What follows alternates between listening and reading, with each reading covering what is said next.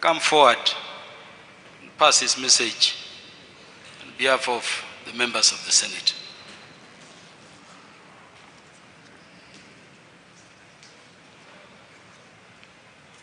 Thank you, Honorable Kaluma. To the family of our departed colleague, Sir Charles Omondo Were, colleague leaders, and all the distinguished mourners, I join the rest of my colleagues in passing our deepest word of condolence, first to his immediate family, his children. We pass our deepest condolence, having known your father and worked with him. Sir Charles was a very amiable character. In Parliament, at the dining area, it's a place where you can easily establish the conduct and the character of a member of Parliament. There are many members of Parliament who never interact or get to know people beyond their village, but not this Sir Charles.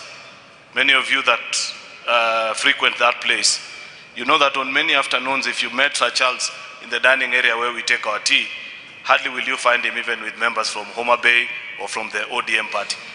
Sir Charles transcended political lines, tribal, and so many other things. This was a fantastic gentleman who didn't deserve to go in the way that he went. But now that he's gone, we pray to the Almighty Father that may justice be found to him, to his family, to his constituents, and even to us as his colleagues. As we mourn him, may we pray for his family, including his children, who are mourning the loss of a father. Lastly, I agree with the rest of the colleagues who have spoken and say that as a country, we may be facing perhaps difficult times and challenges, but let us not normalize hate against any other human being.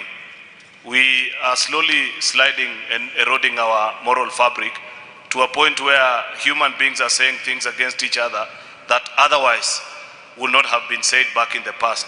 And I don't think it's something that we want to celebrate.